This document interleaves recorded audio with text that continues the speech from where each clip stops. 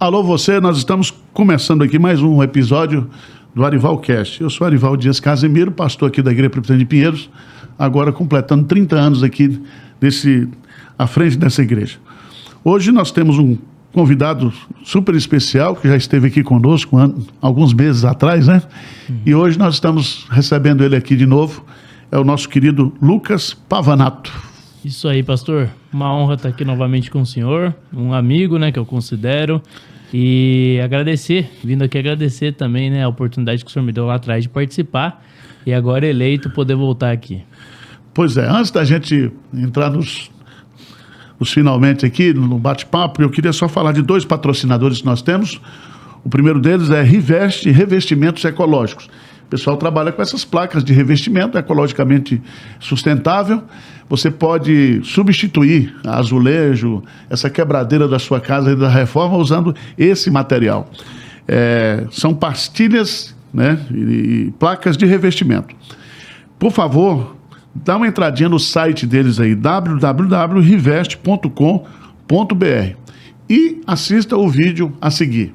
Cozinha nova em um dia, quer ver? Então bora pro vídeo. A Riveste salva qualquer cozinha. E olha que essa até que tava boa, mas com as placas planas marmorizadas da Riveste, vai ficar ainda mais bonita, você vai ver. E é assim mesmo, sem quebra-quebra. É só você ir colando as placas da Riveste, uma depois da outra. E quando você precisar cortar pra fazer os ajustes, só usar uma tico-tico. Passa a cola na placa e na parede e gruda a Riveste aí pra ir transformando o ambiente sem fazer nenhuma sujeira. É fácil, rápido e limpo. Os encaixes nas laterais das placas Riveste deixam tudo muito alinhado. Ideal pra quem não quer ver aquelas coisas tudo torto na parede. Se você tem toque que nem eu, Riveste é um alívio, porque o revestimento fica retinho e uniforme. Ufa! E olha só, a exclusiva nanotecnologia utilizada pela Riveste na fabricação dos revestimentos torna as placas antifúngicas e antiaderentes. Por isso, onde tem Riveste, a limpeza fica muito mais fácil, já que impede a formação de fungos e não deixa a sujeira se fixar. E você pode ter todas as vantagens em um único dia de instalação. Um só dia, sem pedreiro, sem poeira, sem dor de cabeça com obra. É isso aí, a cozinha já tá pronta e a dona Miriam e o seu Rogério ficaram muito contentes com o resultado. Ficou ótimo o serviço.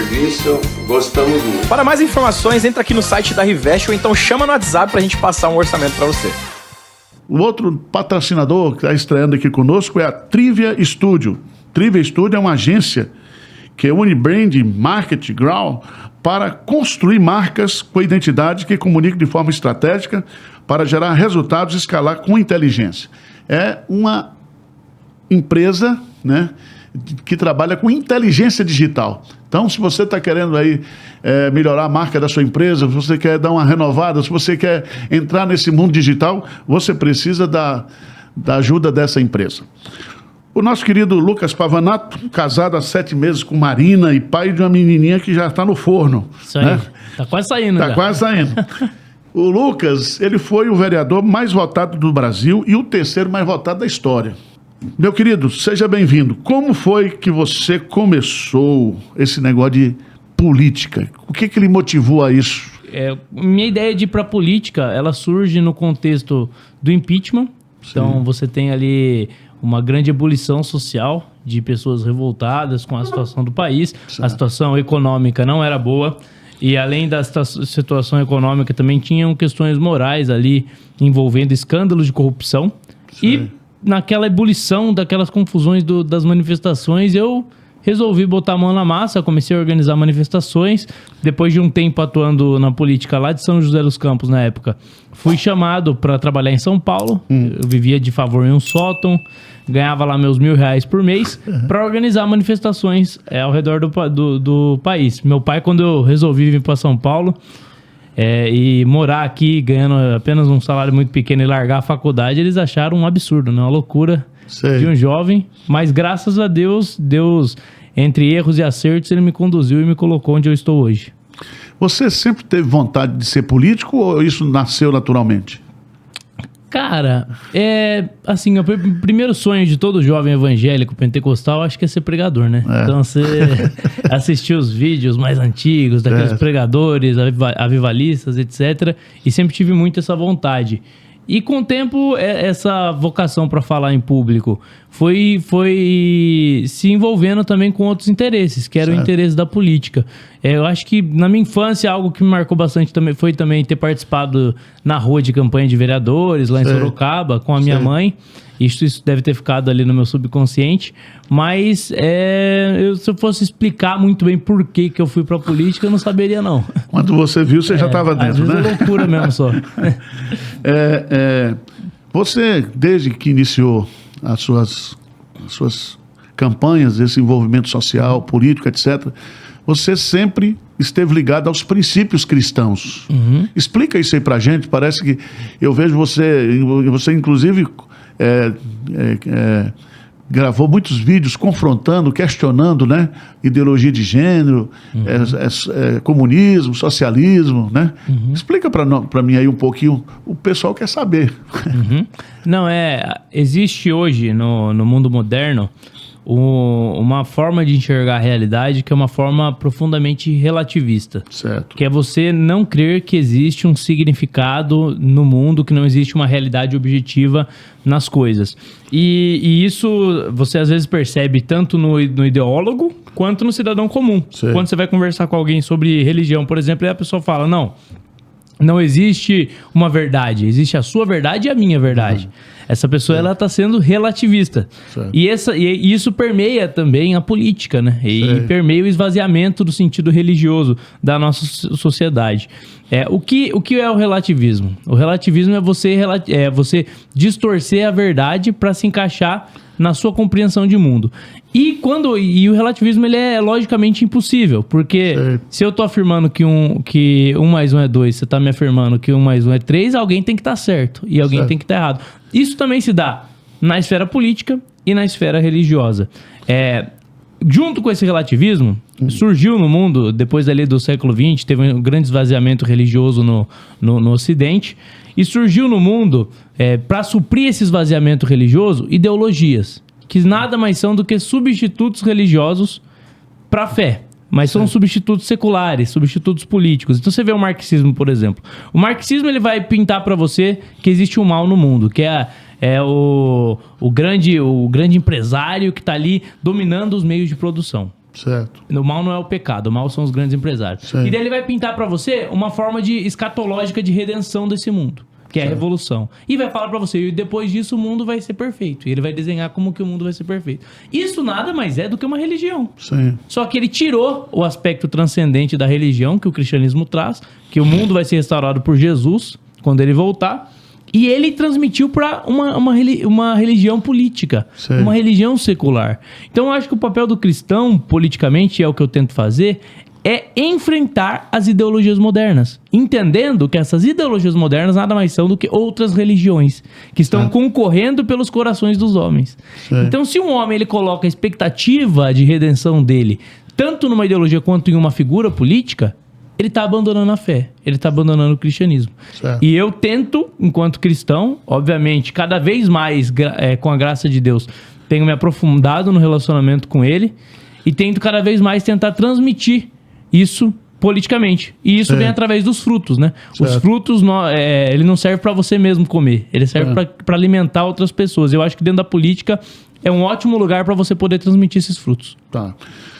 Você está entendendo aí, né? O relativismo veio e acabou com todos os absolutos. Não existe mais certo e errado. A verdade é subjetiva. Cada um tem a sua verdade. Então isso é uma coisa que está permeando hoje a nossa sociedade. Teve um momento específico na sua vida, além dessa questão do envolvimento, que você decidiu concorrer, né? Porque hoje parece-me que tem aqueles que veem a política como uma coisa muito suja e não quer se envolver. Tem outros que entendem que é uma coisa necessária, porque sem política, né, você não tem a democracia, você não tem... Como é que você... Existe uma vocação, um chamado? Explica para mim para isso aí, porque o pessoal pergunta muito, né? Porque geralmente você fala, não, o cara entrou ali na política porque ele é um aventureiro, né? Existem, eu acho que os dois têm um pouco de razão. O cara que ele não quer se envolver com a política, ele fala que ela é muito suja, ele tem a razão dele. Qual que é a razão dele? A política realmente é muito suja. E o cara que fala que ela é necessária, ele também tem razão, é necessária. Então, a diferença é, tudo no mundo que você vai fazer, você vai ter coisas negativas que você vai ter que rejeitar. Certo. Você vai ter pessoas corruptas, você vai ter pessoas desonestas, você vai ter muita coisa suja que você, como sal da terra e luz do mundo, você vai ter que evitar e vai ter que conseguir fazer as coisas bem feitas. Então, eu sinto que Deus, ele me colocou na vereança aqui em São Paulo, porque Deus, ele tem um controle, é soberano sobre todas as coisas, mas eu não faço da política um fim em si mesmo. Tá. Então, assim, se amanhã eu perdesse o meu mandato, eu não, sinceramente mesmo, não entraria em desespero. Certo. Porque eu sei que a política nada mais é do que mais uma das ferramentas que eu tenho para transmitir frutos, para glorificar o nome de Deus. Se, por exemplo, Deus me tira a política, ele que me colocou lá, ele tem o direito de tirar. Eu vou fazer outra coisa. E ele vai me dar outras ferramentas. Porque eu, como servo dele, ele vai querer sempre me usar para frutificar. Certo. Então, assim, eu acho que eu tento encarar a política com leveza. Tá. Não com esse apego que muitas pessoas têm hoje em dia de achar que pela política nós vamos transformar o mundo. Quem vai transformar o mundo é Jesus, não eu. Uma coisa que foi criado, né? Inclusive no ambiente da igreja, a gente sofre muito aqui porque nós temos muita exposição na mídia, né? Que parece que o mundo agora só tem dois lados, direita e esquerda, né? Houve um reducionismo na inteligência do homem que agora... Outro dia eu estava pregando sobre a Páscoa, né? Que Jesus foi crucificado entre dois ladrões. Dois malfeitores, um da direita e outro da esquerda. Aí o pessoal começou a fazer comentário.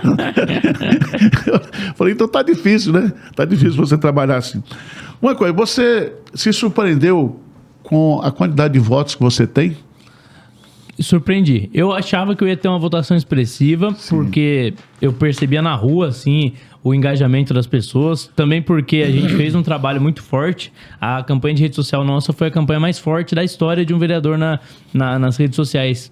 E eu sabia que isso ia refletir em alguma coisa. Só que na eleição aqui de São Paulo, geralmente sempre tem alguém que na última hora surpreende e acaba sendo mais votado. E geralmente é alguém inesperado. E eu achava que essa pessoa ia surgir. E realmente surgiram candidatos que ninguém esperava que teriam uma votação tão grande e tiveram uma votação expressiva. Mas mesmo assim, com essa votação expressiva deles, eu acabei ficando na frente. Tá.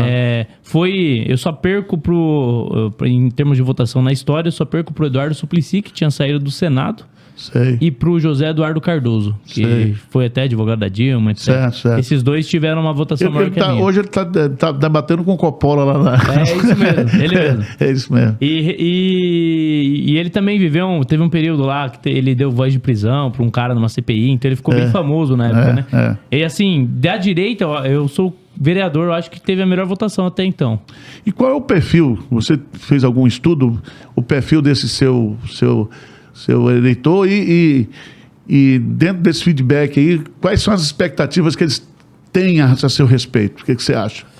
Olha, o perfil é muito difícil de definir, porque como foi uma votação muito ampla, eu tive voto em todo canto. Mas eu lembro que uma coisa que me surpreendeu na campanha foi que eu entrei numa comunidade durante a eleição, que eu consegui entrar. É difícil isso para alguém de direita, geralmente isso é proibido de entrar nos lugares, né? E eu entrei lá na cidade de Júlia. E dentro da comunidade lá, começou a sair uma molecada das casas, assim, pra tirar foto comigo. Eu falei, oxi, como é que tá chegando aqui? Eu perguntei pra eles, de onde você me conhece? TikTok. Daí eu percebi, caramba, assim... E daí, às vezes, eu encontrava uma pessoa na rua, a minha menor rede social é o Twitter. E a pessoa tinha me conhecido no Twitter. Então, eu sempre tentei soltar meu conteúdo no máximo de redes possível. Porque eu sabia que cada pessoa consome uma rede diferente, né? E eu acho que o meu público é bem mesclado. Mas o que mais me motiva, assim, que me dá um pouco de esperança pro futuro, é que existe uma parcela significativa que são de jovens. De criança, assim, adolescente. Aí a molecada, em vez de estar consumindo conteúdo de esquerda, que é o que acontecia há pouco tempo atrás, hoje em dia tem muito moleque já voltado mais para ideias de direita, ideias conservadoras. Você tá nos seus primeiros meses aí, né? Na prefeitura, né? Você... como tem sido essa experiência agora na prática, né? Eu vi alguns debates seus lá, uns discursos inflamados lá. Como é que você tem visto essa experiência? Como é que você poderia descrever para a gente aí qual é a sensação, o sentimento e os desafios que você tem? Porque ali tem os grupos, né? Ali cada um representa um segmento. Sim. Como é que você tem enfrentado? Como é que tem sido essa experiência? Positiva, negativa? Como é que você vê? Eu acho positiva, Sim. porque eu tô conseguindo fazer bastante coisa. Mas eu acho que se uma pessoa não está preparada para isso, ela se frustraria muito. Porque as pessoas têm a ilusão de que o vereador ele consegue fazer muita coisa, ele tem um poder absurdo e não é bem verdade, né? Boa parte do poder que eu tenho enquanto vereador não é o poder de elaborar leis. É muito difícil aprovar um projeto de lei. Apesar de eu ser o vereador que mais protocolou projetos de lei, vão ser muito poucos que eu vou conseguir andar com eles. O maior trabalho de um vereador... não é, sei lá, ele não pode determinar que as coisas aconteçam. Ele precisa construir e tentar construir relacionamentos, mas o principal, fiscalizar e poder impedir que coisas ruins aconteçam. E isso eu tenho percebido que eu consigo fazer bastante. Então, hoje eu sou membro da CCJ. É bem seu perfil é esse, né? Exatamente. Você é bem... combativo, etc. E na CCJ, que é a Comissão de Constituição e Justiça que eu tô hoje, é por onde passam todos os projetos. Obrigatoriamente eles têm que passar por lá. E eu escolhi essa comissão exatamente por isso, porque eu saberia que eu poderia debater tudo. E lá eu consigo retardar muito projeto de esquerda. Por exemplo, teve um projeto de uma vereadora do PSOL, a Silvia, que era um projeto que seria apensado a outro projeto. Então você tem que votar para os dois projetos serem ligados, porque eles são semelhantes. E nessa votação de apensamento, eu falei, não, eu acho que esse é um projeto polêmico, então eu quero pedir o adiamento. Eu consegui adiar o projeto por uns 4 meses. Então, assim, é um projeto de aborto, projeto de facilitação de tirar a vida de crianças, que eu consegui, com o exercício do meu mandato, retardar. Então, assim, não só esse, mas diversos outros projetos assim caem, às vezes, lá na comissão, e eu consigo trabalhar contra. Tá. Essa comissão de legislação e justiça. Constituição e Justiça, tá certo. Você casou há pouco tempo. Vamos mudar agora, vamos falar um pouquinho da sua vida pessoal. E já você vai ser pai. Como essas mudanças têm sido impactantes na sua vida? Foi a melhor coisa que aconteceu na minha vida. Quando antes de casar, muitas pessoas me diziam assim, se prepara, vai ser muito difícil o casamento. E vou dizer pra você que eu não vi dificuldade nenhuma. Pelo contrário, o casamento me amadureceu bastante. Me aproximou de Deus bastante. Muitos pecados que às vezes eu tinha dificuldade de lidar. Muitas vezes a inconstância de buscar a Deus, ela ficou muito mais intenso agora a minha busca por Deus, porque agora não me preocupo apenas só comigo, né? Eu me preocupo com a minha esposa, me preocupo agora com a minha filha que vai vir. E se eu não for um homem de Deus, um homem próximo de Deus, um homem que tem um relacionamento com Deus, eu não vou conseguir ser um bom marido para ela, nem um bom pai para minha filha. Então eu acho que essa preocupação com o outro, né? A preocupação com a minha esposa e com a minha família me aproximou de Deus, foi muito bom pra mim. E eu recomendo que todo jovem que tenha condições, óbvio, não vai casar sem um tostão no bolso, mas tem um mínimo de estrutura, eu acho que esse jovem deve casar sim. Você se lembra que eu falei isso com você quando você teve aqui uma vez, aqui, falou assim, Pavanato, você precisa casar, né? Eu via sempre você mostrando sua namorada, porque esse mundo aí é um mundo de muita tentação, né? Para o jovem, principalmente você. E tem que casar com mulher boa também, né? Não adianta casar com mulher maluca, que aí você está arrumado. Gente, nós estamos batendo papo aqui com o Lucas Pavanato, vereador aqui de São Paulo, cristão, e eu quero divulgar aqui para você, rapidamente, esse lançamento que vai sair agora, o volume número 2 de Provérbios, né? Meditações de Provérbios, Sabedoria para uma Vida Teocêntrica, Charles Spurgeon. Então, isso é um clássico que a editora Ezion está lançando. Também nós temos essa série aqui, essa série Relevância, né? E aqui nós temos alguns temas interessantes. São livros pequenos que tratam desse assunto, como César e a Igreja, o conceito de separação de igreja e Estado. Aqui o pecado do racismo, né? A igreja é contra o racismo, a igreja é contra... Mas é espaço VIP nas igrejas. Né? Aqui sobre o aborto, né? No estudo bíblico em defesa da vida. Esse é um trabalho que a gente tem debatido bastante. Fé na Era Digital. É um livro muito interessante também. E por que se importar com a natureza, né? Essa visão cristã. Porque às vezes o pessoal acha que os cristãos eles não pensam nessa questão da preservação da natureza, do verde, etc, etc. Então, entra no site da Ezion e adquira esse material. Se inscreva também nos nossos canais, né? Aí, E nós vamos colocar também os canais do Pavanato no final do programa, né, no final do vídeo, para você poder também começar a seguir o nosso vereador aqui.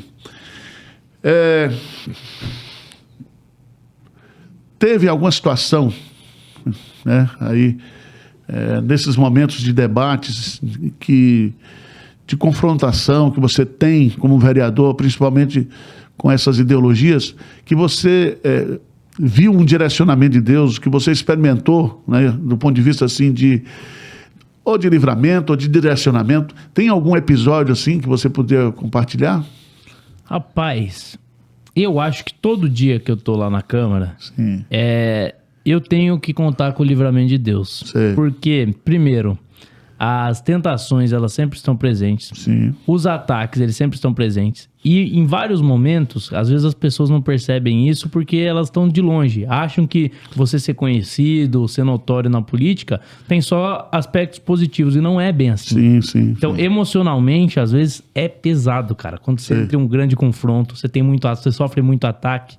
Às vezes, as palavras que você recebe e as ofensas que você recebe na rede social e até pessoalmente, elas te incomodam. Certo. Ninguém se dá 100%. Tá todo mundo me xingando ali, eu vou ficar tranquilo. Não é assim. E eu acho que Deus tem me sustentado nesses momentos. Eu tenho colocado tudo debaixo de uma perspectiva maior, de que o que eu tô fazendo ali tá refletindo de alguma forma na eternidade. E eu também tenho tentado usar o meu mandato ali para me relacionar bem até com pessoas que discordam totalmente de mim, porque eu acho que a minha forma de relacionar com eles também é uma forma de pregar o evangelho, né? Claro. Então, quando eu trato bem muitas vezes uma pessoa de esquerda lá, que achava que eu era um cara que não ia querer olhar na cara dela, até eu acabo quebrando o gelo com esses vereadores. Tanto que meu relacionamento interno ali é muito bom com todos os vereadores. Obviamente que no plenário eu sou firme, combativo, porque ali é o lugar para isso, mas sempre nas ideias e não atacando as pessoas. Mas eu acho que a gente precisa voltar, né? Essa polarização agressiva, a gente pode pensar diferente e viver harmonicamente, né? Eu acho que isso aí Deve, né? Deve. É um negócio... Esse absurdo que... Porque não é só pensamento de direita, às vezes o cara tem pensamento de centro, o cara tem pensamento divergente, o cara concorda com alguma ideia da esquerda, mas não concorda com todas as ideias, né? Então eu acho que a gente precisa, acho que precisaria ter um momento assim de refrigério, de calma, né? Agora, eu vou fazer uma pergunta a você, porque você é um homem público, né? Como é que você vê, de fato,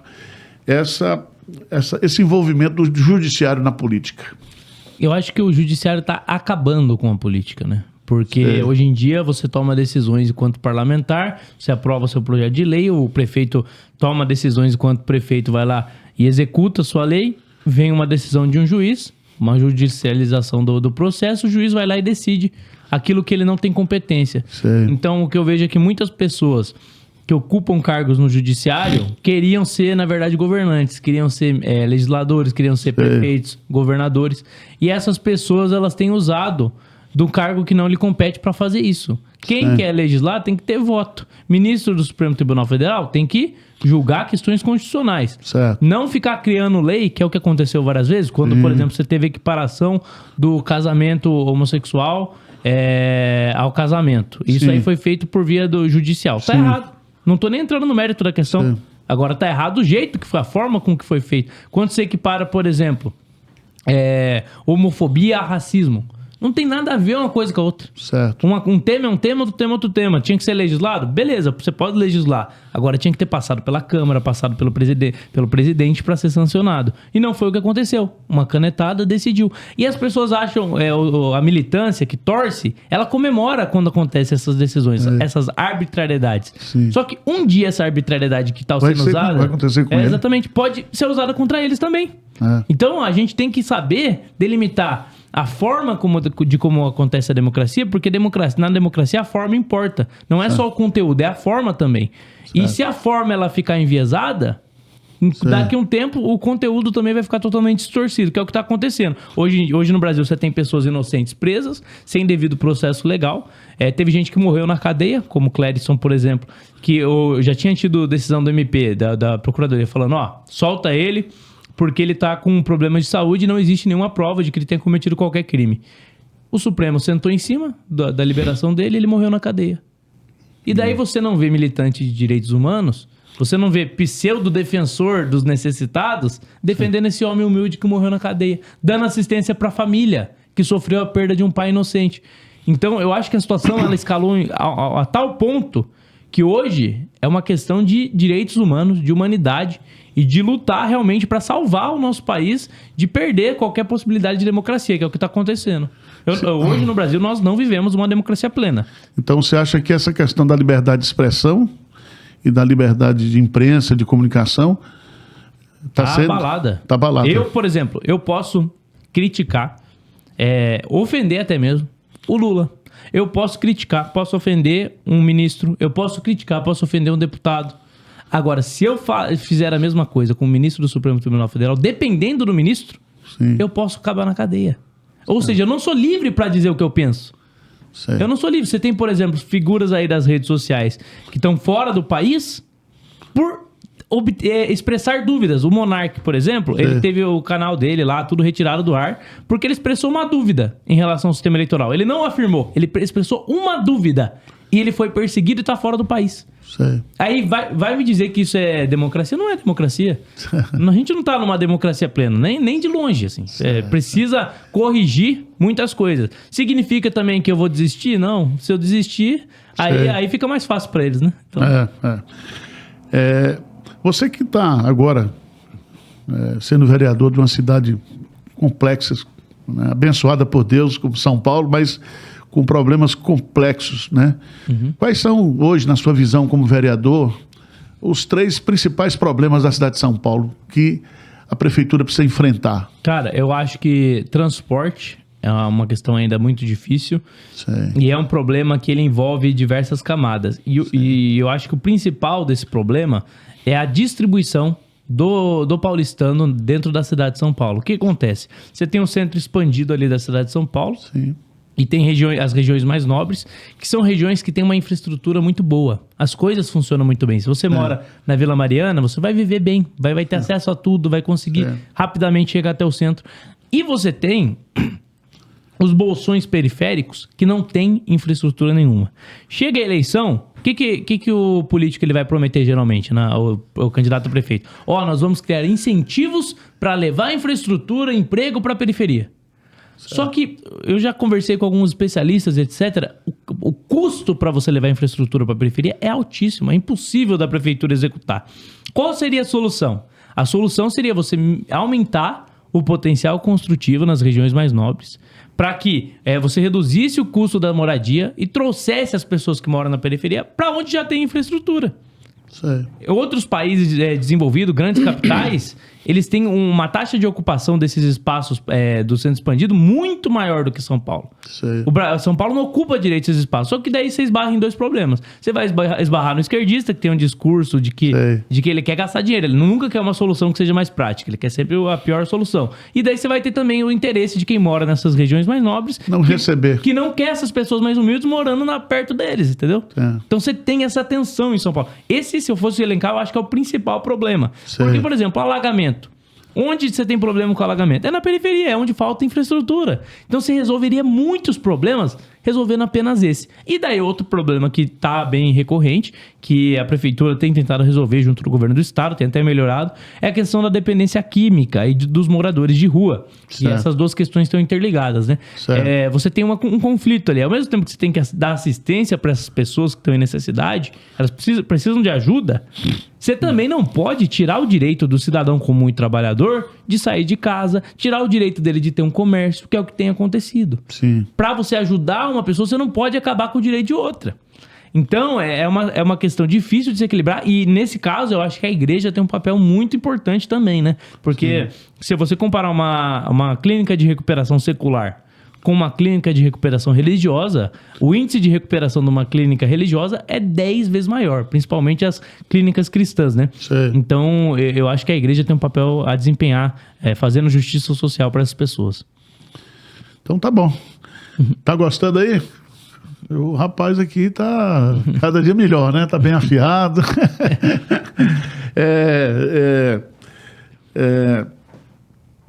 Com tanta coisa acontecendo, você é novo, Você sabe que hoje nós temos poucos jovens com visão de futuro, com perspectiva, com esperança, né? O que lhe move? O que você acha que é possível a sua geração, né? Reconstruir o Brasil? É possível isso? Você crê nisso, né? O que lhe motiva, né? Acordar todo dia, ir para a política, com a perspectiva que você tem, principalmente sendo um cristão? Eu vou ser sincero, um político geralmente não vai falar esse tipo de coisa. Certo. Mas quanto mais eu me envolvo com política, mais a minha esperança na solução política ela diminui e mais a minha esperança em Deus, em Jesus, aumenta. Sei. Então, cada vez eu percebo que eu não tenho muito controle do que vai acontecer. Eu tô fazendo a minha parte, mas às vezes parece até um trabalho inglório, né? Você faz, você trabalha. Aí depois você vai ver lá, na verdade, o que tá dando certo é exatamente o contrário do que você defende, né? Então, assim, eu tenho colocado minha esperança muito mais numa perspectiva mais ampla. Sim. De que isso aqui, tudo que a gente faz aqui, eu trabalhando na política, o padeiro trabalhando na padaria, a dona de casa cuidando bem da sua casa, cuidando bem dos seus filhos, tudo isso que a gente faz vai repercutir na eternidade. Então, mesmo que aqui nesse mundo dê errado, porque não tem garantia nenhuma de que o Brasil vai dar certo, gente. Isso aí se a pessoa te vende isso, ela tá te enganando. Não tem garantia. O que a gente tem garantia é que a gente vai fazer o melhor. Que nós temos as melhores ideias, vamos fazer o melhor para melhorar. Agora, se não der certo, se tudo der errado, ainda deu certo. Porque o preço para resolver o problema do mundo já foi pago. E foi por Jesus, foi pelo Filho de Deus. Então, eu tenho, sinceramente, colocado cada vez menos minha expectativa de resolução do mundo na política, cada vez mais em Jesus. E daí isso torna as coisas muito mais leves, porque eu consigo trabalhar, fazer o meu melhor, e eu sei que o que eu tô fazendo vai ter uma repercussão. Mas mesmo que os resultados não venham como eu espero, eu sei que as coisas ainda estão dando certo. Certo. Porque Deus não perde o controle. Eu perco o controle, Deus não. Tá bom. Agora, como é que é? Você é um jovem político, né? É o seu primeiro mandato. E quando você chega ali, você já tem uma estrutura, um grupo político do controle. Né? Por exemplo... O Nunes foi eleito com o apoio do Tarcísio. E eu vi você falando algumas vezes que você quer apoiar, né, aquilo que é correto. Você não quer, de uma certa forma, se envolver com o grupo ou ficar preso, né, com o grupo. Explica isso aí pra gente, porque a gente, às vezes, o pessoal não entende, né? Eu estou colocando aqui... O exemplo do André Mendonça, né? Alguns municípios e estados votaram leis, certo? Que são leis contra aquela linguagem neutra. E aí, quando o assunto chegou lá em cima, ele teve que votar pela Constituição. Né? O André, a gente tem conversado, ele falou, olha, pastor, meu negócio é aqui, ó. Eu sou juiz.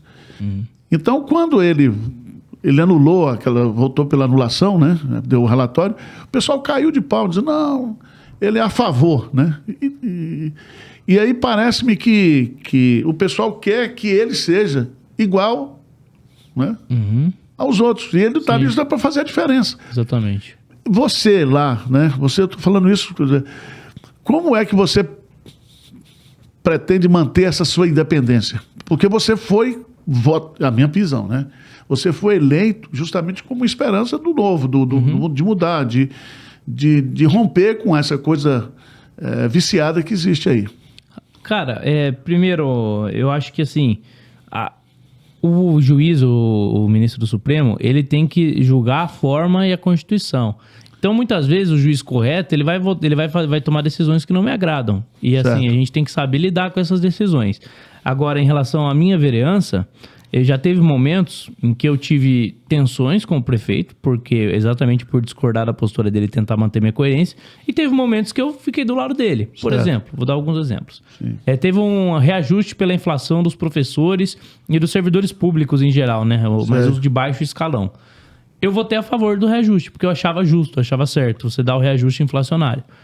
Não achava certo nenhum aumento exorbitante, que é o que a esquerda queria, mas um reajuste, acho ok. Mas, por exemplo, teve um aumento para um reajuste inflacionário para os servidores do TCM, que é o Tribunal de Contas do município, que é elite do funcionalismo público, a gente ganhando 40 mil reais. Sei. Eu votei contra. Se fosse um reajuste para mim, enquanto vereador, eu votaria contra, porque é errado. E daí, nessas horas, praticamente você fica sozinho lá, porque muito pouca gente tem coragem de se posicionar. Aí teve a questão dos motoristas de aplicativo de moto aqui, transportando passageiros. Cara, beleza, você pode dizer que você tem que transformar o serviço em um serviço seguro. Aí eu concordo. Você traz uma regulamentação que garanta a segurança, melhore a segurança. Aí eu sou a favor. Agora, você proibir o cidadão de trabalhar, gente humilde de trabalhar, porque quem trabalha transportando passageiro no aplicativo não é quem ganha muito. É gente humilde. Nós que mora nos jardins aqui, no Alto de Pinheiros. Exatamente. É o cara que tá tirando aquilo ali pra sustentar a família dele. E quando você vai tirando, você tá tirando as oportunidades dessas pessoas mais humildes, você tá jogando ela pra onde? Você tá jogando ela, vai fazer coisa errada que compensa mais. Quem faz coisa errada não é preso. Agora, se você for transportar um passageiro, você é preso. E sua moto é apreendida. Se sua moto é detida, você tem que pagar 5 mil reais. Então, eu achei isso um absurdo. Sei. E me posicionei. Entrei antes de todo mundo nessa briga, defendendo o motorista de aplicativo e defendendo o passageiro. A mulher que chega na periferia, desce lá no terminal de ônibus e muitas vezes é perigoso ela ir a pé sozinha pra casa. O que ela faz? Ela chama o motorista de moto. Por quê? Porque vai garantir segurança pra ela. E daí eu acho que o prefeito, por pressões de empresas, por talvez uma má compreensão do funcionamento do serviço, ele se fechou pra essa pauta, simplesmente... foi totalmente restritivo e eu discordei dele, vou continuar discordando, porque meu compromisso não está em eu abrir mão de ter, por exemplo, estruturas na prefeitura que eu poderia influenciar para poder ter essa autonomia e tô mantendo essa autonomia. Certo. E acho que é assim que eu tô fazendo o meu melhor, né? Porque o meu eleitor não espera que eu simplesmente siga meus interesses, siga a opinião da elite política ali. Meu eleitor espera que eu siga aquilo que eu prometi na campanha. Certo. Agora, nós estamos chegando aqui na reta final, né? Desse bate-papo aqui. E você muito me honra em estar aqui, né? Eu sei que a sua agenda aí é complicada. Mas qual a palavra de encorajamento você daria para quem sonha porque entrar na política? Porque eu vejo que Deus tem levantado você, o Nicolas e muitos outros, né? A própria Zoe, né? E outros aí, uma turma nova, né? Dê uma palavra de encorajamento ali para o nosso... fala ali naquela câmera ali. Eu vou dar... eu não sou um cara desse tipo. Você não é coach. Eu não sou um motivador. Certo. Tipo, a pessoa me pergunta pra mim, qual que é a sua expectativa? Eu falo, minha expectativa não tá na política, não. Eu falo, mas você é político, como é que você fala assim? Mas, eu diria pro jovem que tá querendo entrar na política, que tem esse interesse, é normal, eu tive isso quando mais jovem, tenho até hoje. Sim. Eu acho que o meu conselho é, estude. Se prepare, porque na hora certa a oportunidade pode aparecer. Certo. E quando ela aparecer, você tem que saber aproveitar ela. Eu, durante muito tempo, enquanto eu não era figura pública, eu estava lendo livros. Estava tentando entender melhor os temas. Não que eu seja um grande intelectual, não. Mas eu li. Eu me aprofundei um pouco nos temas para eu saber, para na hora que me perguntassem as coisas, eu ter o que falar. Então, muito jovem que eu percebo, às vezes, se afoba e começa a querer falar de política, mas não sabe nada. Certo. E aí, a pior receita para você passar vergonha e para dar tudo errado. Então, cara, aprofunde-se um pouco nos temas, tenha paciência, porque o mapa não é o território. Geralmente, quando a gente tem algum sonho, certo, a gente cria uma utopia do que vai acontecer. E não acontece da forma que a gente pensa. Certo. Demorou muito tempo para eu virar vereador. Eu mudei para São Paulo, eu tinha 18 anos, eu tô com 27. Certo. Então, quanto tempo não foi para eu chegar onde eu cheguei? Certo. Então, demora, tem que ter paciência, tem que confiar em Deus e tem que se preparar. Preparar também a parte da comunicação. Muita gente é tímida, precisa desenvolver isso. Certo. Não adianta você querer ser político se você não soubesse comunicar. Não adianta. Aí vai fazer outra coisa, que nem eu, baixinho, querer jogar basquete. Não vai dar certo. Tem que saber se comunicar, tem que se preparar e na hora certa Deus coloca a oportunidade, se for da vontade de Deus. Porque também se você estiver fora do direcionamento de Deus, não vai dar nada certo. Tá bom, gente. Eu quero agradecer a você, meu irmão Lucas, que Deus continue abençoando você, a sua querida esposa, que a nenenzinha nasça aí trazendo... Estamos ansiosos. O quartinho tá montado lá, não vejo a hora. Que ela nasça com saúde e traga muita alegria para você. Que Deus te proteja e que Deus te conduza em triunfo sempre, tá bom? Muito obrigado pelo privilégio de tê-lo aqui. Eu agradeço, pastor. O senhor é um homem de Deus, muito querido por mim. A igreja aqui também, presbiteriana de Pinheiros, é muito querida. E eu peço a oração de todos que estão assistindo, todos os meus irmãos em fé, para que Deus continue me sustentando e guiando de acordo com a vontade dele. Tá muito bom. obrigado. Um abraço. Gente, até o próximo episódio Arivalcast. Se você gostou desse vídeo, curta, compartilhe, se inscreva também no nosso canal, tá bom?